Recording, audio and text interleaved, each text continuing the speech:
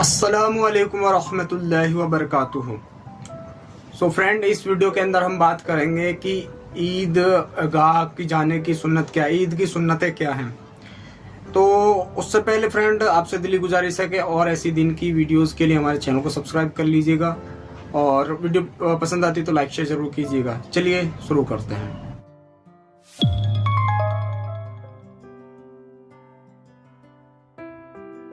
तो शुरू करते हैं यहाँ से कि ईदगाह मतलब ईद के दिन की जो सुन्नतें हैं, कि अल्लाह के रसूल सल्लल्लाहु अलैहि वसल्लम ईद वाले दिन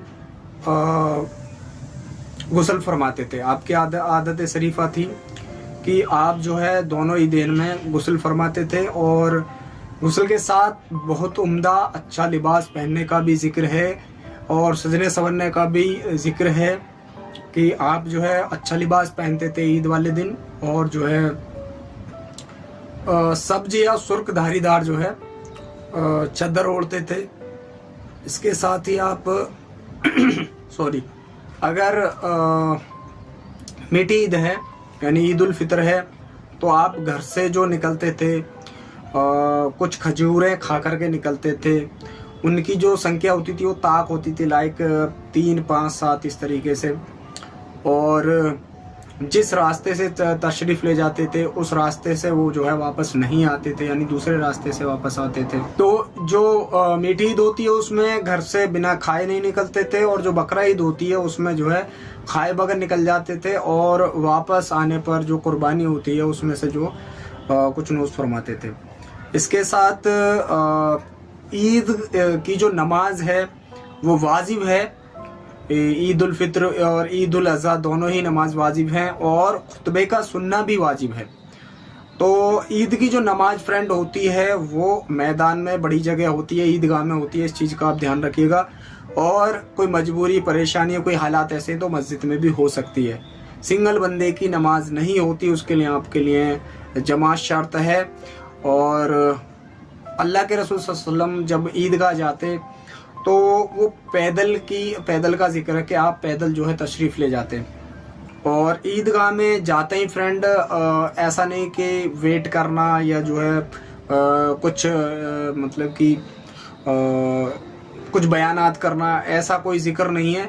जाते और फ़ौरन जो है बिना अजान और बिना उसके ही जो इकामत के जो है नमाज शुरू कर देते। नमाज के बाद 2 खुतबे होते हैं, तो जो खुतबे होते हैं वो सुनना वाजिब है। और जो ईद उल फितर की जो नमाज जो अल्लाह के रसूल सल्लल्लाहु अलैहि वसल्लम फरमाते हैं उसको थोड़ा मतलब इत्मीनान से आहिस्ता से, इसमें जल्दबाजी नहीं करते। लेकिन ईद उल अज़हा की जो नमाज होती थी उसमें आप जो है मतलब जल्द से उसको पढ़ा दिया करते थे, क्योंकि कुर्बानी का तकाजा रहता है।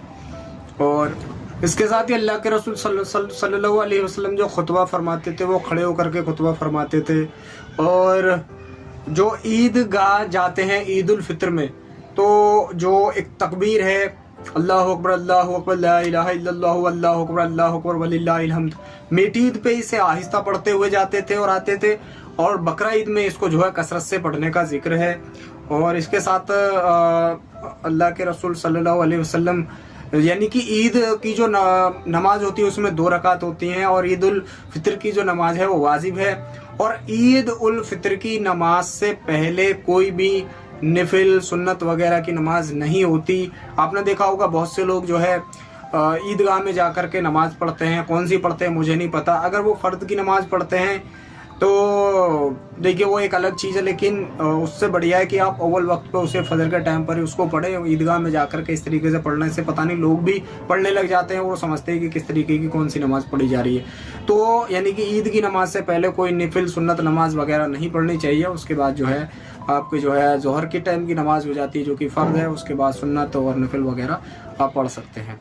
तो ये थी ईद की जो कुछ सुन्नत है। इसमें आपको लिबास वगैरह, इत्र वगैरह लगाने का और जो भी सुन्नतें हैं वो सारी की सारी। और उसके साथ साथ आपको जो है एक चीज़ का और ध्यान रखना पड़ेगा कि ईद उल फितर में जैसा कि आप सभी को पता है कि मीठा बनता है, सेवइयाँ वगैरह बनती हैं। तो हमारे जो नॉन मुस्लिम गैर मुस्लिम भाई हैं उनकी भी आपको थोड़ी सी देखना चाहिए कि जिनसे मेल मिलाप ज़्यादा है तो उनको दावत करनी चाहिए।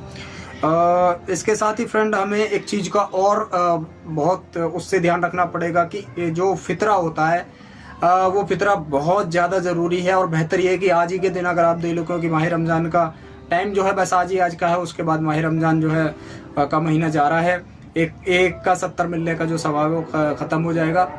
तो हमें अपने नॉन मुस्लिम भाइयों को दावत देनी है। और सदका फितर जैसा कि मैंने बताया कि ईद की नमाज जो है, जब तक आपकी जो ईद के बाद आप दुआ करते हैं वो दुआ जब तक नहीं कबूल होती, जब तक कि आप उसका फितरा ना निकाल दे। फितरा आपका जो है हर मर्द, बालिग, औरत और बच्चा और यहाँ तक कि गुलाम भी है तो उसका भी निकालना ज़रूरी है, वाजिब है। वाजिब मतलब बहुत ज़रूरी है।